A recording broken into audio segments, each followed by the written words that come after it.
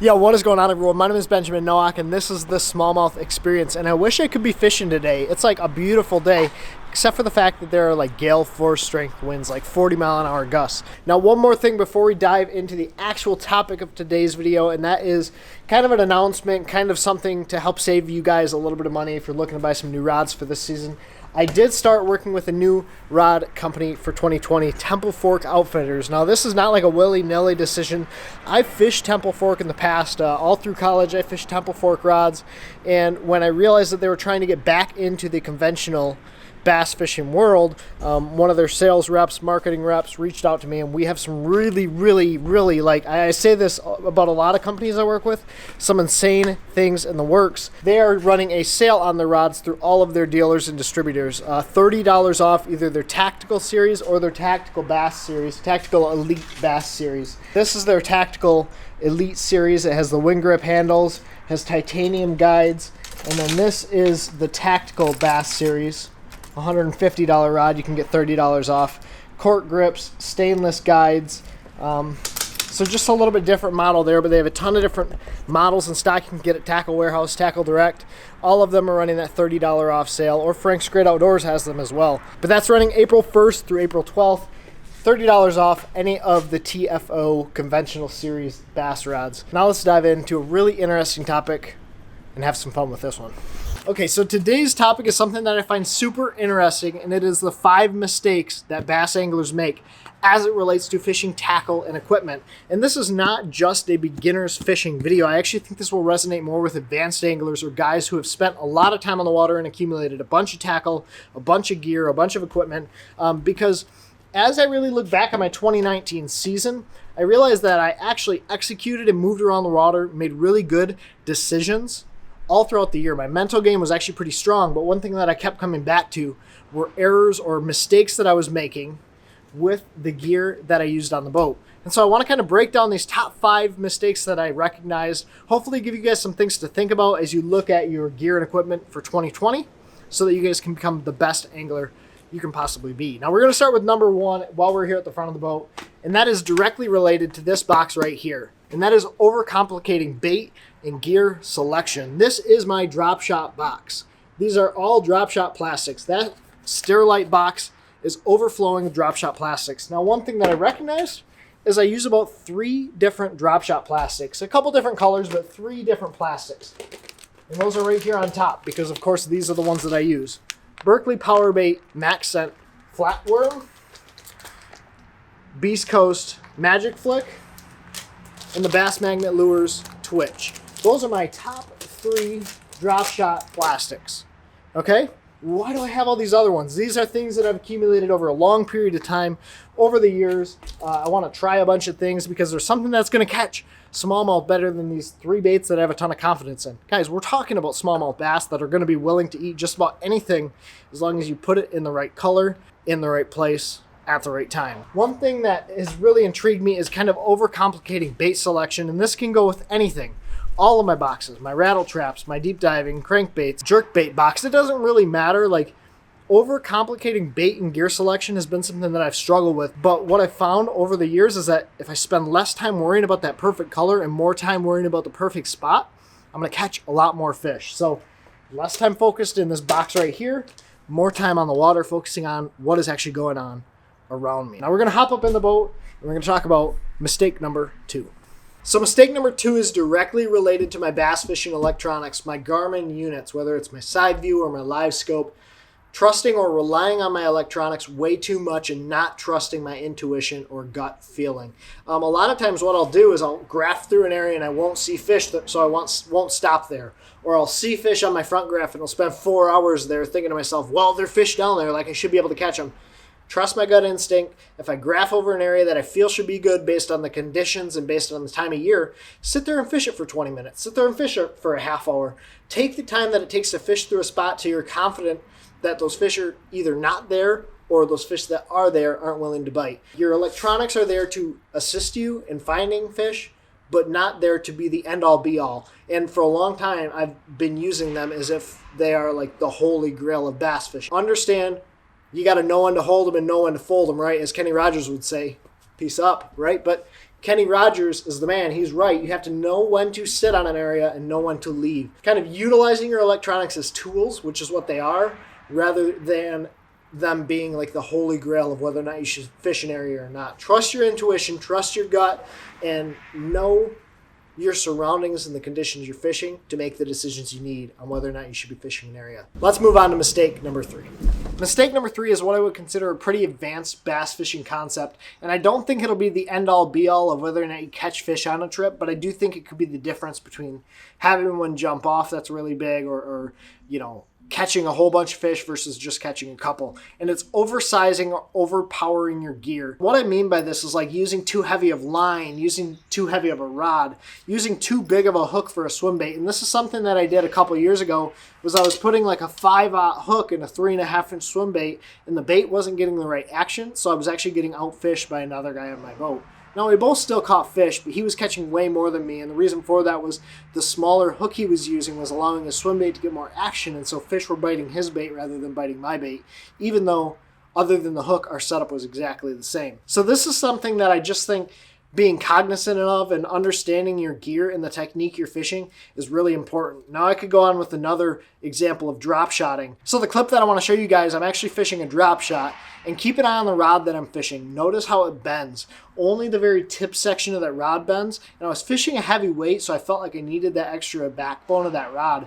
But one thing I realized as I got off the water was if that rod had more of a flex or more of a bend in it, a slower action, I think I would have landed a whole bunch more of these fish, because when that rod bends more, it absorbs some of the shock of that fish surging towards the boat. So keep an eye on that. Now, if you want to watch the whole video, there are some big fish caught linked up here in the corner for you guys to go check out.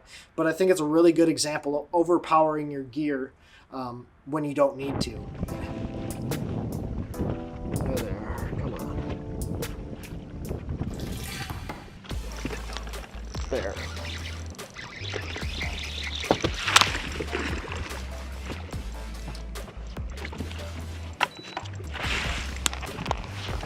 Dang, that's awesome. That's so much fun.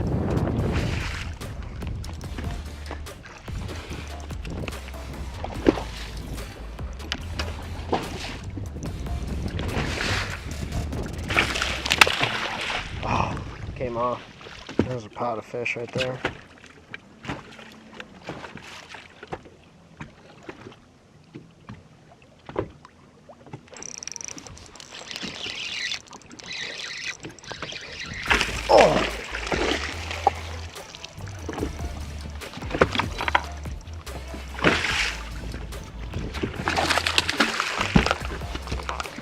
That's a big fish.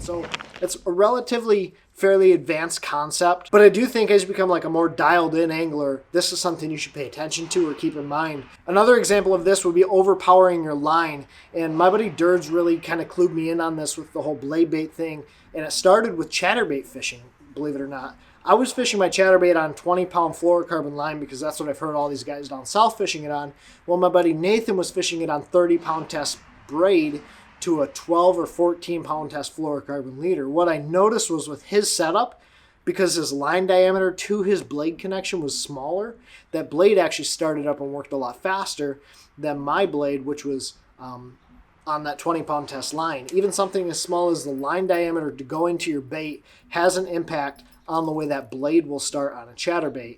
And the same thing with a whole bunch of other techniques. So as you get more dialed into your different techniques, I think it's important to kind of be cognizant and not overcomplicate it, but just understand the right gear for the way that you fish certain baits will help you become a better angler. Mistake number 4 is something that I've been a huge advocate of really as long as my channel's been around, and that is the concept that having 3 or 4 really high quality setups will help you catch more fish than having 50 rod reel line bait setups just for the sake of having them. Now, I don't want this to get misconstrued as me saying you have to go out and buy the most expensive gear on the market, because that's not me either. But I do think having gear that is made well, that is high quality, that is a good value, will help you land more fish. Now, there are a lot of great $99 rods and reels on the market. So for a $200 rod and reel setup, you can get some really good combos. There's a lot of good line that's in that moderate price point. So you don't have to go buy the highest end gear, but buying gear that you know will work correctly and last for a long time will help you put more fish in the boat. Not even from a breakage issue, but just from the way that rod and the way the rod loads up, the way the reel casts, being able to trust that your drag's not going to let loose in the middle of a fish fight is going to help you get more fish to the boat. So having a couple really quality setups that you can trust and understand the way they're going to work is way more important than having 50 setups for the sake of having a bunch of different gear. Just keep that in mind when you're looking to get some new gear. Not necessarily look at buying as much as you can, but buying the right stuff that will last you a long time and work the way that you want it to work consistently, because I really believe that's going to help you land more fish. Now let's move on to number 5. Mistake number 5 really brings us full circle and goes back to this box right here, my drop shot box. It goes back to the Bassmaster Classic conversations where guys were claiming that the spring craw jackhammer chatterbait was going to be a game changer. The GP stained reaction Megabass Vision 110 plus one that Hank Cherry was throwing was going to be a game changer. Guys, fact of the matter is, the Jackal I shade in my bag doesn't make me the best drop shot fisherman in the world. I've made this mistake time and time again, going out and buying the magic bait that's going to help me catch fish more than any other bait, and then it sits in my box because I don't have confidence in that thing. Guys, fish your confidence baits. Stop following the hottest trends in the market that you think are going to make you the best angler on the water just because you have that bait in your box or tied on. There are going to be baits that are going to work regionally, like I believe the Megabass Vision 110 plus one I'm a big advocate of, but I don't think that GP stained reaction color will work as well for me as it did for Hank Cherry down on Lake Gunnersville. I don't fish around shad as much. A lot of my fish are bait fish eaters feeding on little shiners that are swimming through the column, so that color may not work for me. Or that spring craw jackhammer chatterbait may not work because I'm fishing cleaner water. Like, stop following the hot trends. Stop following the dock talk. Stop buying a bunch of baits because people tell you have to buy a bunch of baits to be successful. Fish the baits you're confident in. Understand the way that bait's working. Understand how you can use it to be the most effective angler possible so you don't end up with a box like this when you only fish a handful of those baits that are in this thing.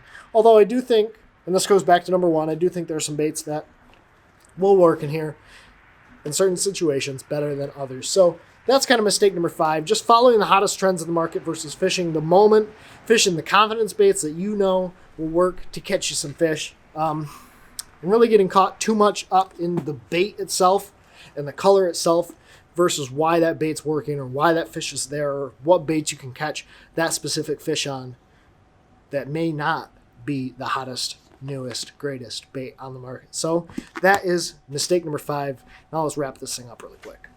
Okay, boys and girls, so let's wrap this thing up. Those are my top 5 mistakes as it relates to bass fishing gear, tackle, equipment on your boat that I think are holding you back from being the best angler you can possibly be.